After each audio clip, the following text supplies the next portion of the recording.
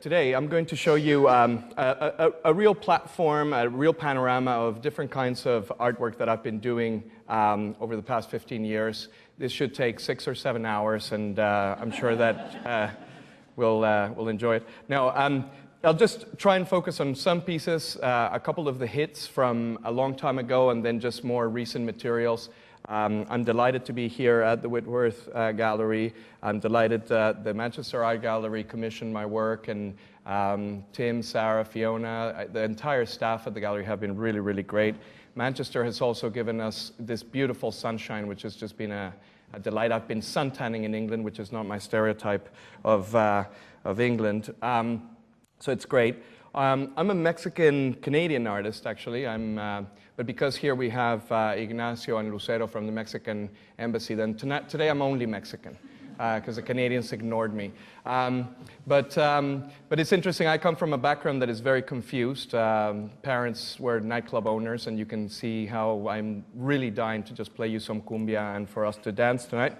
But instead, what we'll do is cover some of this work, and it really is informed by this idea of clubbing, and it's informed by this idea of like throwing a good party. And you know, often I fail, but I'm not going to be showing you the examples of where I failed.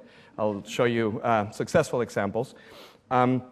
So we'll start with a project that really was the opening for me for very large-scale projects. I have 2 lines of work. One line is public art, large public artworks, not unlike what you might find at a Son et Lumière spectacle, pieces which transform public space with projection and sensors and sound and so on. And then I have another line of work which is more gallery or museum-based, such as what I'm showing here at the Manchester Art Gallery. And so because we have a lot of pieces at the Manchester Art Gallery, if you're interested, you can check those out, and I'll concentrate more in the outdoor works. In 1999, for the millennium in Mexico City, then Minister of Culture, Rafael Tovar, he was really, really great. He gave me an opportunity to make a project for the Zócalo Square to receive the year 2000. And if you know the Zócalo Square, it's the one on the right here. At the time, in 1999, the National Palace, which you see to the right, was the PRI, so the center left. On the bottom was the municipal government, which was the PRD, the left. On the top, you have the cathedral, so that was the right wing, the PAN. And then on the left, you had the hotels and jewelry shops, so the money. And underneath, you have Tenochtitlan, the Aztec city. And it fits, you know, somewhere in almost 300,000 people. So it's a very, very busy space. My friend Jesusa Rodriguez was saying that, in fact, in the Zócalo, we get 1,000 protests a year. It's the place that has most protests and demonstrations. But the problem is that the size is so vast that you get 5,000 taxi drivers, 15,000 pharmacists, 18,000, you know, whatever trade you can imagine, but the size just drowns it out. So I wanted to do something somewhere that wasn't already spoken for, something that would amplify individual presence to a large scale. So what we did is we studied the usage of very powerful searchlights and lighting to light up the sky, which was one of the only sites that wasn't already spoken for. On the top left, we have the end of the 19th century, the searchlights being used for the World Exhibition in Paris, where these lights were really the beacon of the arrival of modernity. It was the new energy called electricity, which was transforming our cities. Then the usage of the same searchlights by Albert Speer in this 1936 Nazi rally in Nuremberg, where the anti-aircraft surveillance searchlights were used to create a spectacle of intimidation and of sort of this theatrics of power. And then after the Second World War, and the searchlights were used in the victory parades, today we associate those searchlights with the opening of a new shopping mall, or as we have on the bottom left, you know, Times Square in New York. And then most problematic of the 3 is Jean-Michel Jarre's $56 million extravaganza at the Pyramids of Egypt, where a Frenchman gets commissioned by the Egyptians to do this neo-colonial project of identity to show Egyptians how grand they are. And it's a real problem. 4,000 VIPs saw it, but the banks of the Nile actually fogged up, so the Son et Lumière show didn't really work. So, I mean, you can tell that behind that is just envy of his budget. But here's what I proposed. My proposal was my proposal was a project in the Zócalo, which would place 18 of the world's most powerful spotlights in the buildings surrounding the Zócalo Square in this grid-like pattern. We measured them with GPS trackers, and we knew where they were in 3D, in 3 dimensions. And then we built a web page where each and every participant from anywhere in Mexico or the world could actually log in and control those searchlights and design huge light sculptures in the night. So on the right, you see that you can actually view your light design from different vantage points. This was done in 1999, so it was actually technologically quite difficult to do. It was all done in Java, so there were no plugins. And so as you sort of would see the Zócalo, you would select individual searchlights, move them around, make pyramids or meshes or whatnot. And then once you were happy with the design, you would actually send it to Mexico together with your name, dedication, location. And then every 8 seconds, the designs would be rendered in the night sky of the city, as we are seeing here. So right now, this is a project that took place for 2 weeks, 1 week before and 1 week after the millennium. And it started from 6 p.m. all the way to 6 a.m. There was no beginning, no end, no cathartic fireworks display. It was more like a parade of light designs that I like to compare more like a public fountain. Also, in Mexico, we have really beautiful pollution, which really helps with the searchlights because they punch up like natural fog hazers, and so for this kind of work is excellent. And you don't see it in the video, but in fact, the lights are taking over all of your peripheral vision. There is no proscenium, no location for the VIPs. Everybody is just sort of walking around looking at the lights. This is like at 8 p.m. on the 28th of January, just people going along their normal day, and the lights just moving around. Over a period of 2 weeks, we got 800,000 participants from 89 countries. And 70% of the traffic was from Mexico, from all the regions of Mexico, and then the rest from those 89 countries. Now you notice when a design appears that for a brief moment the lights stop. And at that moment what we do is we photograph them and automatically build a web page to document each design for each and every participant. So here's this design, we would photograph it, and then we would send them an email with the URL for their personal web page. And the web pages look like this. On the left, you have the virtual view of what you did logging in from Poland or from Monterrey. And on the right, the actual photographs from the same vantage point in reality to show you that, in fact, what you did take place. And remember that the PRI was still in power in Mexico at that time. So it was very important in Mexico to send the message that participation was a vehicle for transformation, because we'd been voting for 80 years and nothing had happened. So these pages, you notice on the top right, there's comments, dedications. We would get a lot of things like, I dedicated this design to Margarita, I hope you get better. We got a lot of marriage proposals, poems, football scores, a lot of Zapatista activity as well. If you remember in '99, the Zapatistas were quite active electronically. And it was very, in my opinion, really exciting that no messages were censored. It was a completely open platform for people to personalize a space as emblematic as the Zócalo and not have anyone tell you what to write or not write.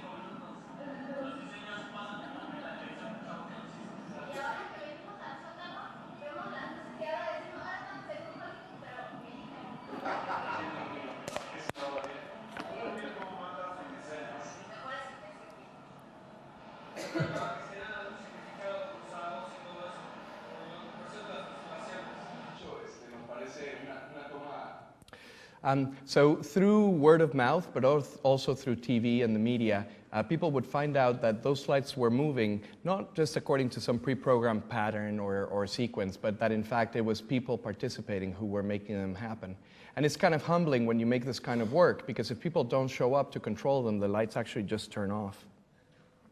And this project we've taken to several places. I don't really come from the tradition of site-specific installation, so a lot of the artists that I admire, like Christoph Wodischko or Hans Hackes or Johann Gertz, do that, and they do that very well. So I try to make sure that my projects are not site-specific. I call them relationship-specific, which sneakily allows me to tour them to other cities. So in this case, we're seeing it at the Place Bellecour in Lyon in 2003. It's the same searchlights except a better camera, so you get more of a sense of the effect. Notice how people are just sort of promenading, just strolling around the city. I believe that, well, not I, everybody believes, that the globalized city is in a little bit of a crisis. Churchill once said, we make buildings and buildings make us.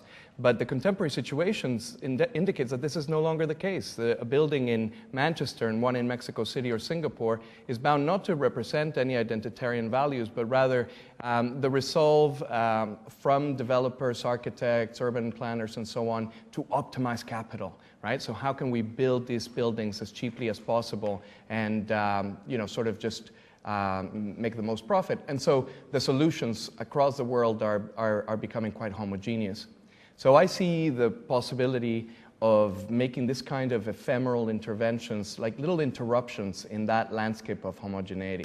The works themselves, I mean, are spectacular, so they are, if you will, a sense of special effects, which I'm quite happy to accept. But ultimately, for me, it's also linked to traditions of exploration with light and with, in this case, instruction. So I'm very excited, for instance, about the work of people like Thomas Wilfred in the 1920s, illuminating engineers throughout sort of world fairs, or more recently, someone like Sol DeWitt and the idea of art of instruction. So you send your instructions and they get made on the night sky.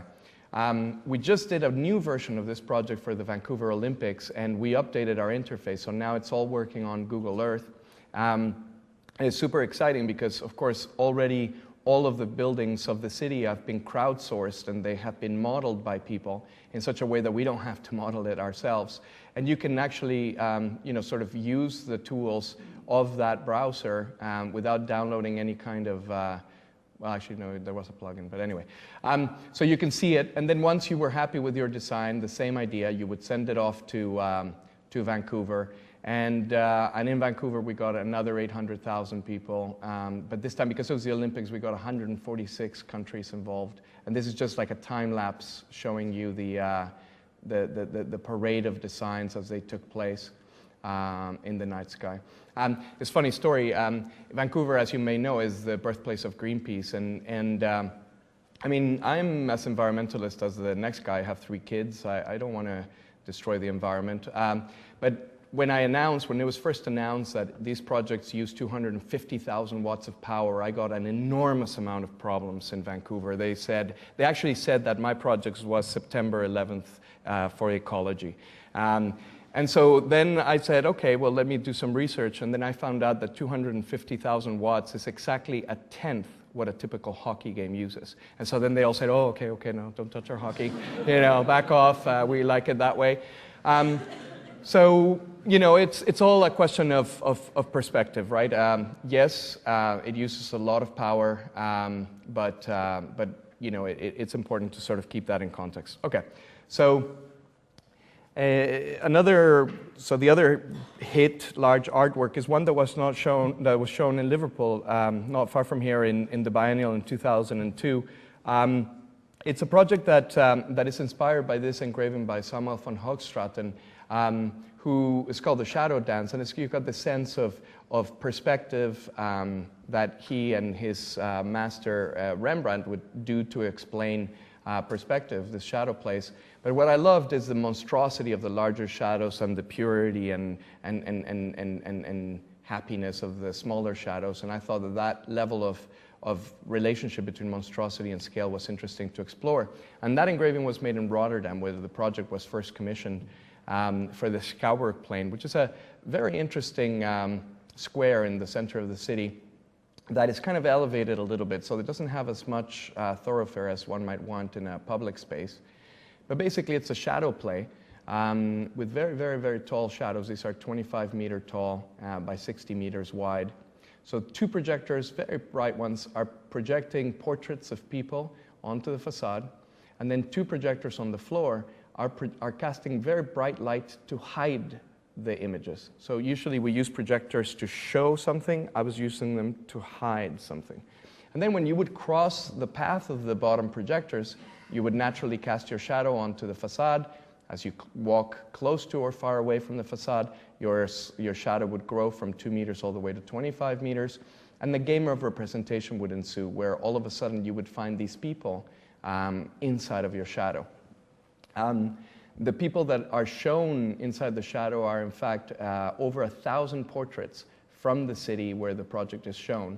And contrary to Victorial Elevation, the Searchlight project I just showed, or in fact, many of the pieces at the Manchester Art Gallery, with shadows, you don't really need an explanation. There's no instructions, you don't have to press anything or anything. Everybody has already a pretty sophisticated vocabulary of what is possible with their shadow. And also culturally, you know, shadow theater, shadow puppetry, and so on. And so when you turn this project on, just people start embodying each other, and they start doing this very theatrical and very fun kind of expression. And the kind of thing that you'd end up seeing was really quite surprising. So, like, we saw a man on his wheelchair project himself, 25 meters high, crush everybody under his wheels and derive a lot of pleasure from this. It really depended on the time of the week. Tuesday nights was methadone night at the nearby church, so all the addicts would come out. The weekends was full of kids. So it changed. This was up for 3 weeks.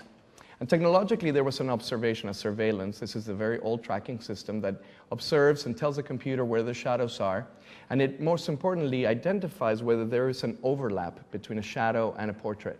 And if there is, there's a small sound that's generated in the public space, a little tick, just to let you know that you've uncovered that portrait. And more importantly, once all of the portraits in a given scene are revealed, automatically the system triggers a new set of portraits.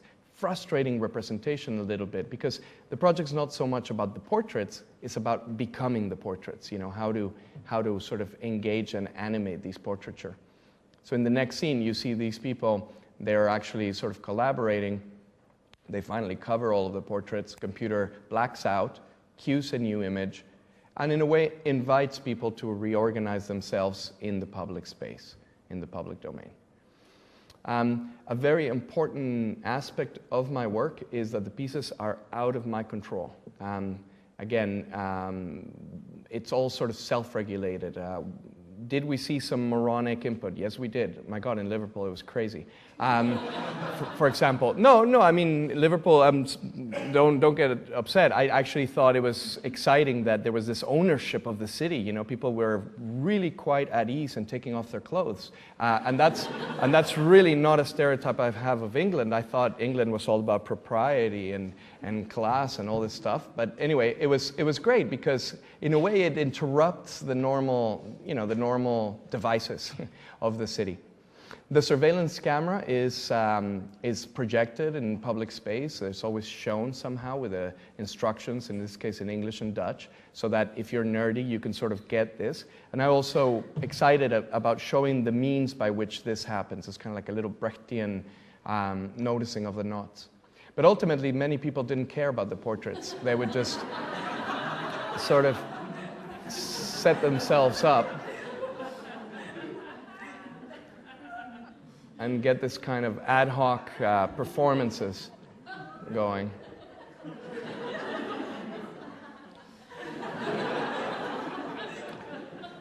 She punished her boyfriend for about 2 hours. And so, I mean,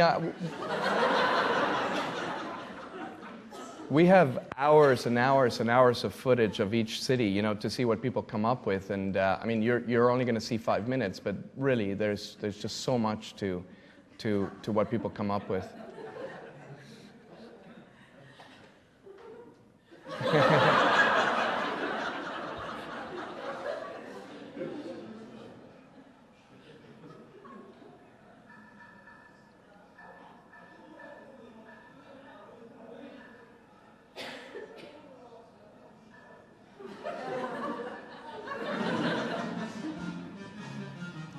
So it's a very kind of festive piece. It's pretentiously, I think of it in relation to Bakhtin's concept of carnavalesque, because there's this moment where you can get to be other than yourself. You're embodying other people. It's a piece where, you know, very disparate groups of people get to sort of create a tableau together. And it's difficult to have interactivity for groups in public space. As you know, with interactive art, you get the sense of, well, there's things like vectorial elevation where you kind of take turns, you know, and you have your 8 seconds, but everybody else is a passive spectator. Or there's those interfaces where you kind of vote. It's kind of too democratic. You get a sense that the really eccentric stuff gets washed out by the consensus.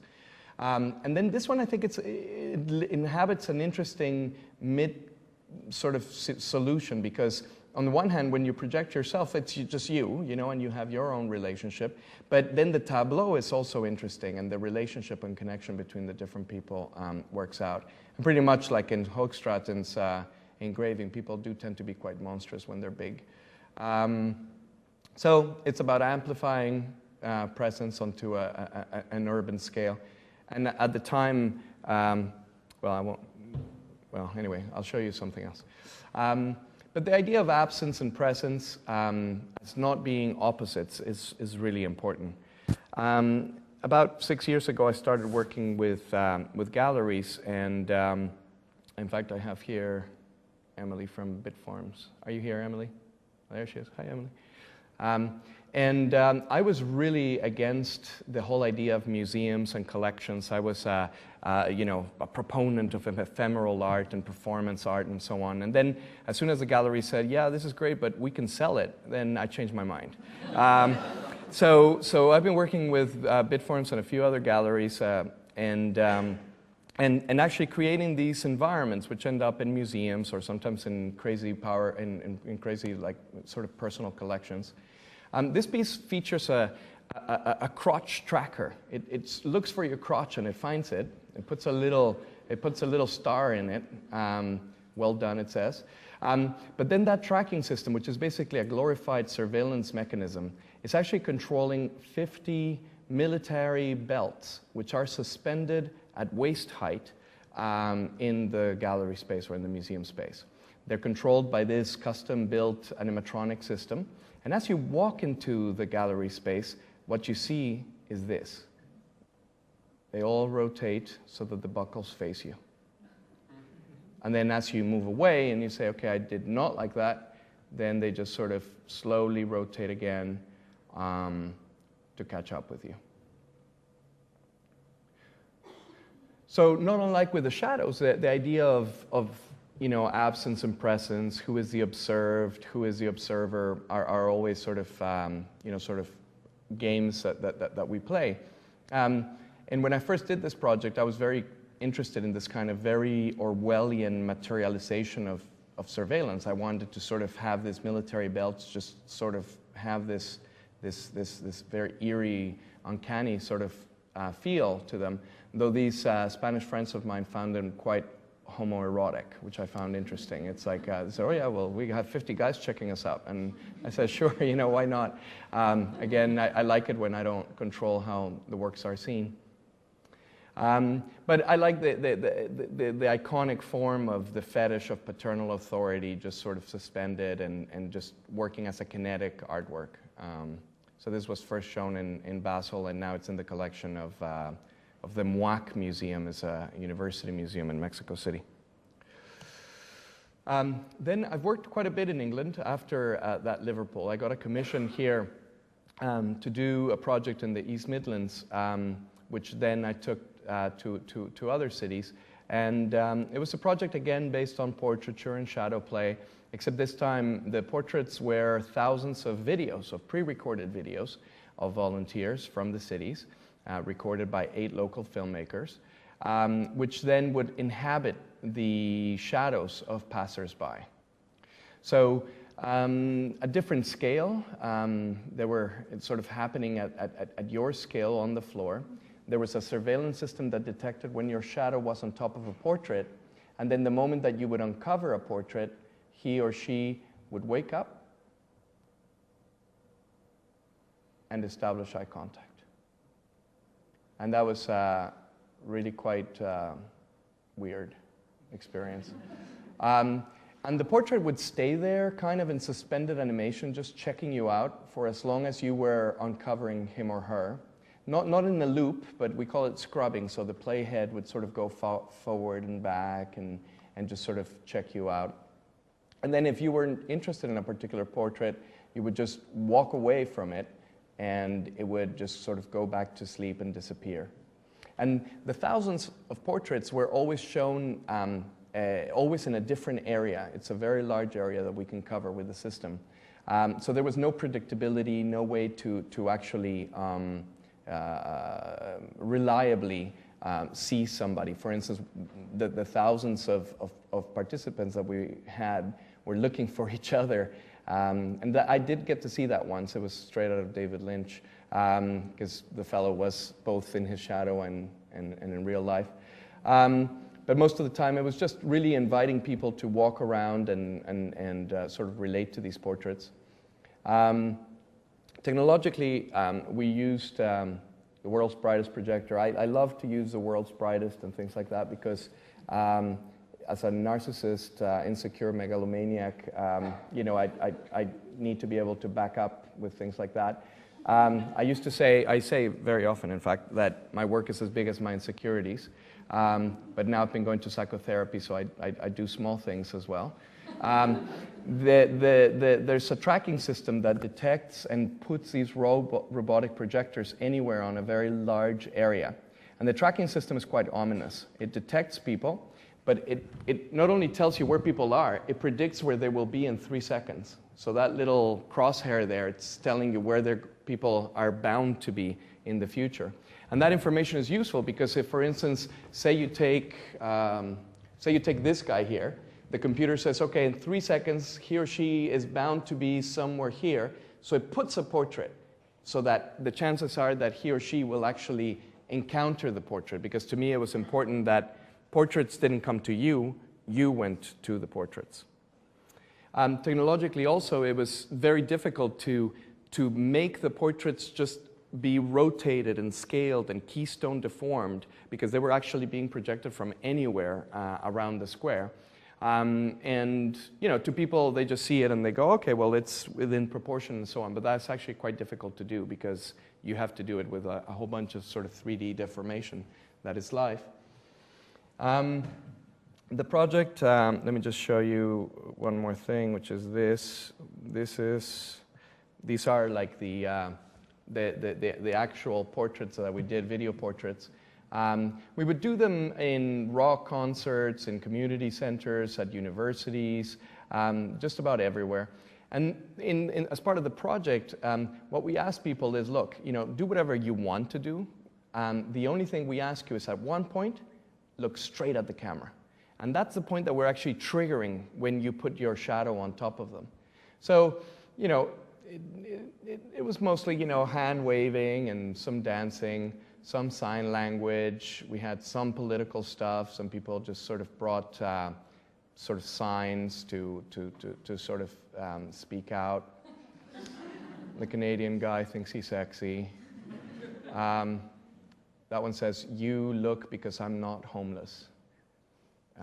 So that kind of thing. All right. I was very fortunate to be the first artist to officially represent Mexico at the Venice Biennale. And we did many projects, including Underscan in there. But we did this one as well. It was a special commission for the pavilion.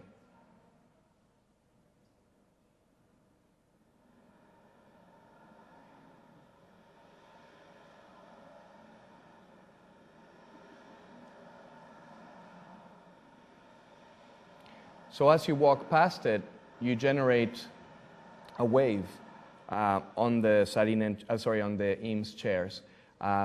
It's basically Eames chairs on a modified Sarinen base that has motors that are controlled by a surveillance system that detects the presence of people. So if there's nobody in the room, they all just sort of sit down and do nothing. But then as you walk and other people walk, your waves of motion spread over the whole field, and then interact with each other. So the movements are never repeatable. They're always just coming from the equations of fluid dynamics, just exactly how water behaves. So in this project, we were trying to take this idea of modularity. You know, in the case of Eames, as you may know, these were the very first, very successful and archetypal sort of polymer-based chairs that were mass-produced to democratize design and so on and so forth. And introduced a level of eccentricity, of anti-modularity to them. When we first did the project, my gallerist said, oh no, we should put like stanchions around so that people don't sit on them. And I'm like, no, like that would kill the project. And of course, within 8 minutes of opening the show for the Venice Biennale, like some guy came and sat on one and broke one. And he was from the Guggenheim, and I said, you know, you break it, you buy it. And he didn't buy it. Anyway, we fixed it. But it also makes sound, right? So the sounds that it makes are all the sounds of the actual motor actuators. And in a different room, we actually have the tracking system, so you can see exactly what is at work, how the waves are being generated, and whatever. So to me, it's important to make sculptures, in this case, which are kinetic sculptures that are not random. I really quite dislike the concept of random movement. I also dislike the concept of animatronic, pre-scored, sort of repeating loops of movement. I think that the new mathematics, which are not new at all, of course, they've been around for 60 years, but the mathematics of nonlinear dynamics, of feedback, of recursive algorithms, of cellular automata, and so on, allows us to create artworks which behave differently every single time that you're viewing them, depending on who's around them. If you've seen the show at the Manchester Art Gallery, you'll see the very first Pulse work I did, which was in 2006, is called Pulse Room. Now, I've decided a while back that I would never call my work new media, because this word new is just too difficult to live up to. Originality and frontiersman mentality is just not interesting at all. In fact, I find it more interesting to connect to the past if I can. And so I've been recycling a lot of my interfaces, and I've been criticized for that, because now I have, you will see Pulse Room, I'm going to show you Pulse Spark, I also have Pulse Tank, Pulse Spiral, Pulse Front, I have like Pulse everything. But you know, now I'm calling it a language. I'm saying, well look, you know, if my work is experimental, then let me experiment. I'm going to try different formats. Why is it that new media, unfortunately, is always trying to say, well, you already did Pulse works, well, you're not allowed to do more. Why not? Of course I can. So this is the second piece in the Pulse series, and it's a commission for actually a sculpture public art program, which now has opened up very much to other kinds of events. This is Madison Square Park in New York City, and what we did is we put 200 theatrical spotlights, which are controlled by this sensor that you see right here, not unlike the one we have at the gallery. So you hold on to it, and slowly, all 200 light bulbs start flashing to your heartbeat. And the entire park's central oval lawn gets illuminated with it. And more importantly, when you release the sensor, that recording, those vital signs, go to the very first spotlight in the array. And all previous recordings from everyone else who has tried it get pushed down one position. So as you walk around the central oval lawn of Madison Square Park, you'd be surrounded by the past 200 vital signs. And the idea of amplifying, sort of heart electrical activity into large sort of public art is the idea of taking that kind of very intimate biometric and then trying to create something that invites people to spend time in public space other than shopping. So this project was on for 6 weeks. And it worked all right. So that's Pulse Spark, and perhaps the most successful piece I've ever made, and when I say successful, I don't mean because of what I did, but because of the way in which people interacted, was a project that was commissioned by the University of Mexico, UNAM, which has taken over a square called Tlatelolco with a cultural center. And it was the 40th anniversary, as you may know, of the massacre of almost 300 students. Well, it depends who you ask, but anyway, a lot, hundreds of students, defenseless, who basically were murdered. And these peaceful students were protesting right before the Olympics. This was like 10 days before the Olympics. And in Mexico, it's been taboo to talk about this stuff to an extent for 30 years. And for the past 10 years, a lot of the information has come out.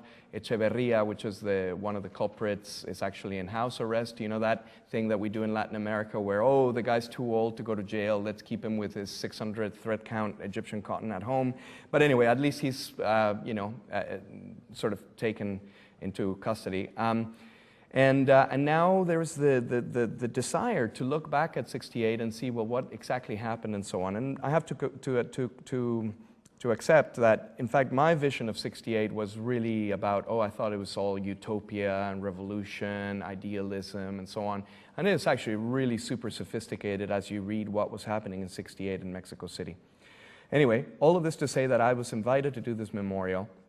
And it was a really great opportunity. So I'll show you a 5-minute video that documents what the project did, and then I have a couple more projects to show you, and then we'll be done.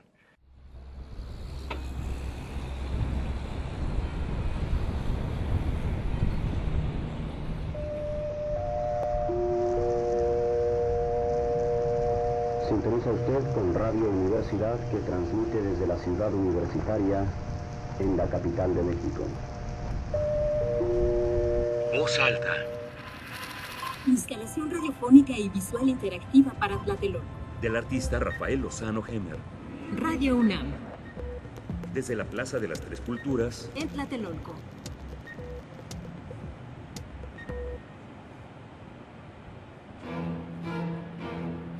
Documenta 68. Fragmentos de una historia colectiva. Carlos Monsiváis.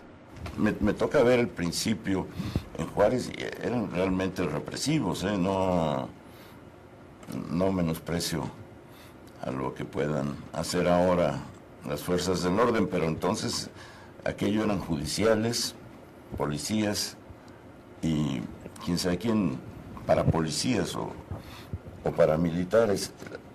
Se van los estudiantes al Zócalo y se crea algo que todavía no me explico. Surge ahí el movimiento como una decisión de que no nos van a reprimir. Y de pronto están las piedras, desde luego al día siguiente me entero que todas las llevó el Kremlin, están las piedras que empiezan a tirarle a los granaderos.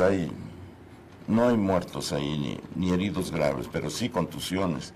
Y se da la quema de camiones y ya después empieza a surgir el movimiento y el preámbulo claro es la decisión de resistencia.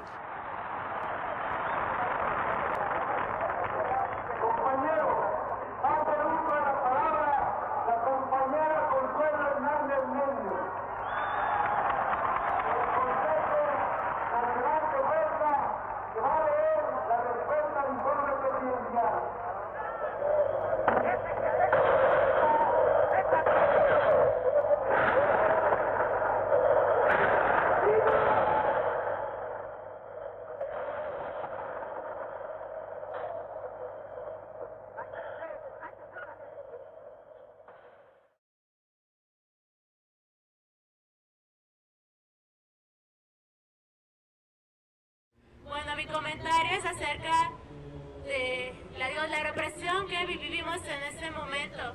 Los mártires, todas aquellas personas que lucharon, que vieron por el futuro, pues muchas veces los dejamos en el olvido o solo recordamos la típica frase, el 2 de octubre no se olvida, mas no estamos enterados de los hechos o la trascendencia que tuvo. Entonces es un llamado de exhortación tanto a los jóvenes como a los adultos, a todos aquellos que les interesa su libertad y vivir en un país con democracia, pues que hagamos conciencia y no nos conformemos con lo que nos dan.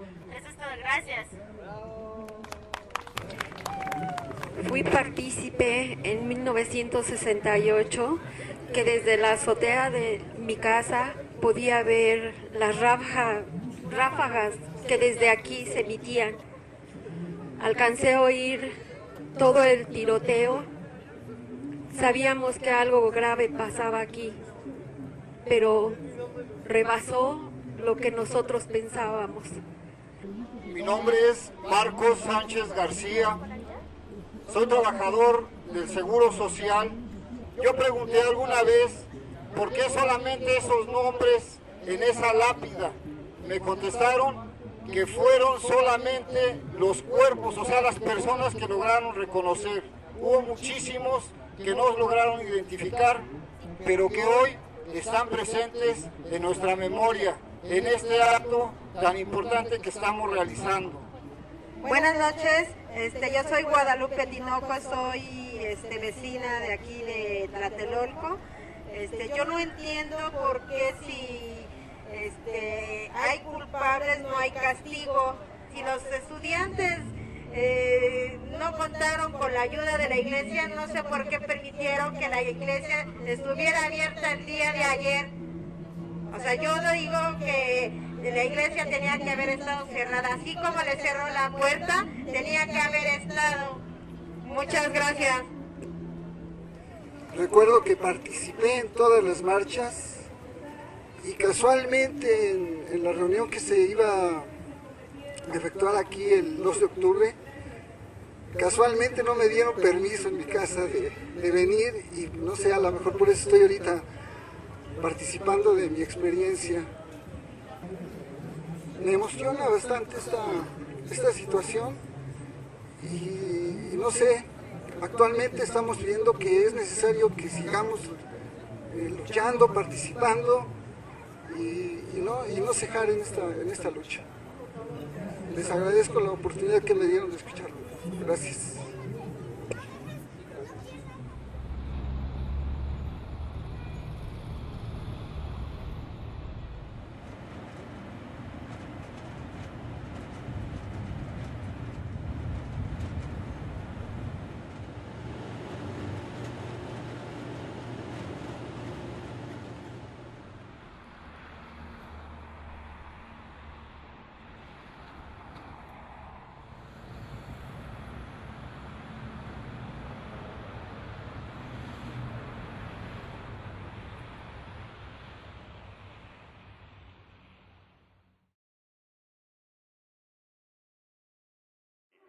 Han pasado 40 años desde la matanza de pueblo y estudiantes indefensos perpetrada en Tlatelolco, octubre 2, 1968, y los culpables no han sido castigados. Todo el sistema judicial mexicano es visto por la ciudadanía, según todas las encuestas, como algo ajeno y contrario a ella. Ahí están las matanzas del 10 de junio de 1971, de Acteal, de Aguas Blancas, entre muchas otras, donde no se ha hecho justicia. La larga lucha por la justicia y la democracia en nuestro país, de la que fueron parte los caídos el 2 de octubre del 68, ha proseguido en todos estos años y prosigue hoy también.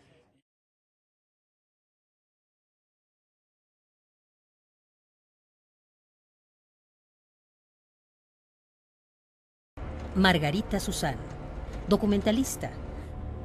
El periódico mural de Ciencias Políticas y era muy creativo. Lo hacían entre Godet, Eligio Calderón, y Paco Ignacio Taibo.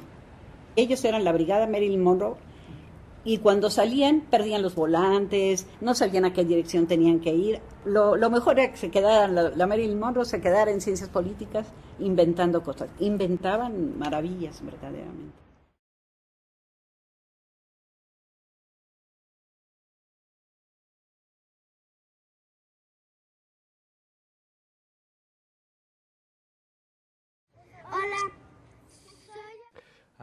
So in the project, I'll stop it there, though the documentary goes on.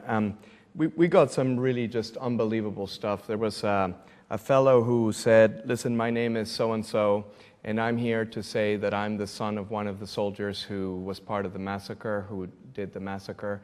And I'm a new generation, and I'm here to say that it stops here, it stops with me. And we were all just like, oh my God, what is going on?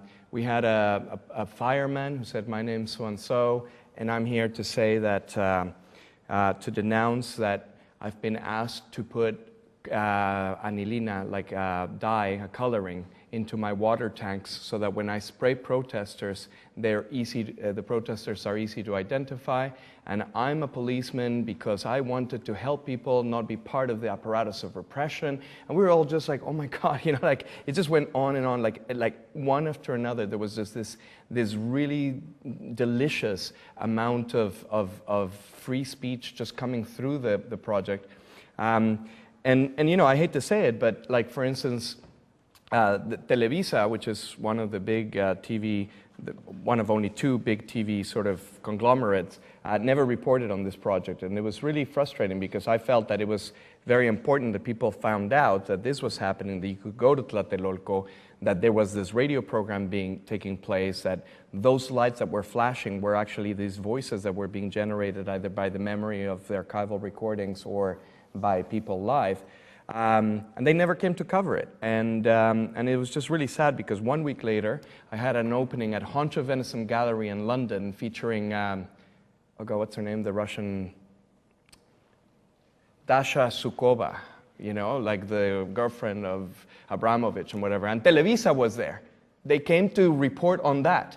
And I was just so mad, you know. It's like, okay, so let me get this straight. You came to London so that you can see me with the millionaires, but you didn't go report on perhaps what I find most symbolic and most important to communicate on.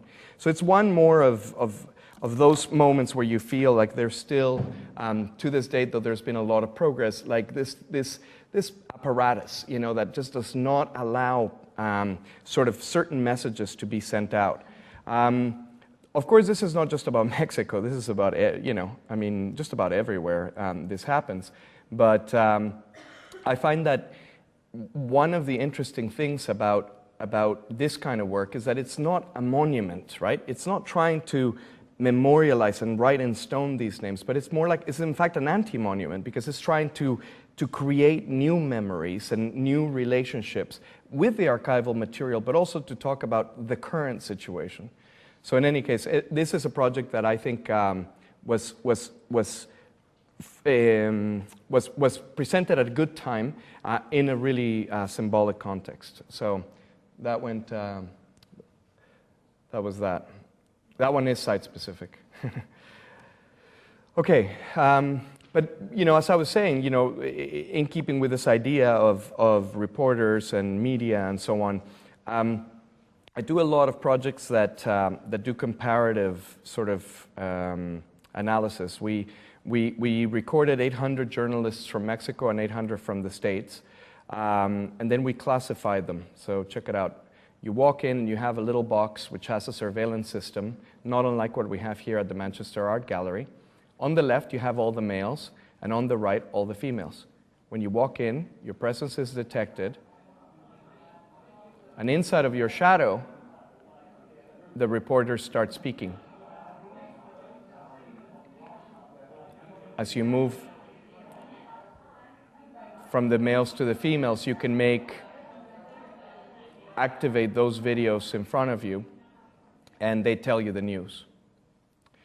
So in a very quick time, you can see 1,600 videos and see what are the stereotypes or generalizations that you can make. And in fact, you can make them. If you look, the women have fuchsias and pinks and reds. The men have the black ties. They have the sort of darker blues and so on. You hear it also in the voices. But the important thing about this project, which is called Reporters with Borders, is that every 3 minutes, the very same database of videos gets reclassified. So right now we have gender, but then it gets reclassified by race or by geography. So for instance, 3 minutes later, you will have all the Mexican journalists on the left and all the Americans on the right. And for instance, I was hoping that the Mexican production sort of qualities of Mexican TV would be more vibrant colors. That wasn't the case. In fact, the Americans have more vibrant pinks and fuchsias. What we did notice is that the American journalists are a lot louder. So then here's the Americans. And so the idea is just these classifications of journalism allow us to highlight and to underline something that's been underlined forever, which is that the media is not neutral, that there's underneath all of this borders and this race and whatever. And this kind of project lives either in a small box like that, or at Honcho Venison we did it, this is like a 12-meter wide projection. This is the females on the left and the males on the right. And finally, I'll show you one project which just opened a few months back in Melbourne, in Federation Square, a commission for a square that is actually quite difficult to work with. And what we did is we made a scale model of the sun. It's a scale model at it's basically a fully functional sun, except 100 million times smaller than the real thing. So a French company built the world's biggest spherical aerostat. It's 40 meters in diameter, and then projected on it with 5 projectors around it. And the projections were the behaviors that you can actually see at the solar surface. So flares and dark spots and the turbulence at the solar surface. And we worked with NASA actually to sort of get the kind of algorithms that would allow us to simulate the different seasons of the sun. I don't know if you know, but like the sun actually has 11-year cycle of seasons. And we tried, the only sort of cheating that we did is we tried to compress those 11 seasons into like 5 minutes. But in fact, the video that is projected is not a video loop. It's not a pre-recorded thing. It's all mathematics. So we have reaction diffusion equations, Navier-Stokes, Perlin noise. We have fractal flames. And all of these layers of equations are generating the simulation of the sun in real time. And that's important because it allows us, for instance, to never have a repeatable pattern up on the aerostat. It also allows the project to be mildly interactive. That part is not such an important part, but basically the sun is there. People would sort of come in winter and hang out by it. We had like some lawn chairs so people could sit back. It was cold in Melbourne, so unfortunately it didn't heat you up, but other than that it was pretty faithful. And you can use an iPad or an iPhone or whatever to actually sort of caress the surface. Well, you could select the seasons, and then you can actually, and then you would see that change happening on the entire aerostat. And then you could also caress the surface of the sun and introduce variables onto the equations. So by just touching the iPad in that way, you would leave trails onto the surface of the sun, and those would sort of feed into just more volcanic activity. When I was part of this show, people, they had a beautiful symposium called The Beauty of Light or something like that, or the Power of Light or something like this. And they had lighting designers and they had all sorts of different designers talk about light. And they were all talking about the spiritual qualities and James Turrell, and the Quakers and so on. That's all great. I said, listen, I'm interested in the violence of light, the fact that it's coming from these, fission explosions, that actually give us life. I'm interested in the lights that are used by the American police to find Mexicans as they cross the borders in their helicopters. I'm interested by the fact that light is schizophrenic, it's like it doesn't know if it's a particle or a wave. So this whole sort of notion, I was trying to sort of make sure that the project wasn't seen in a kind of new age way, but really as a scientific visualization tool. And a very humbling one, because if you actually take the Earth and you make it 100 million times smaller, what you get is a little sphere the size of your fist. So it was a nice kind of scale comparison. Now this project's going to tour. It's going to go to Washington, D.C. It's going to go to, where else is it going to go? It's going to Ghent, Belgium. It's going all over the place. And it really is kind of like to me, it doesn't matter if people see it as a scientific piece or as an artistic piece. It's just to sort of marvel at the grandeur of this kind of natural phenomena.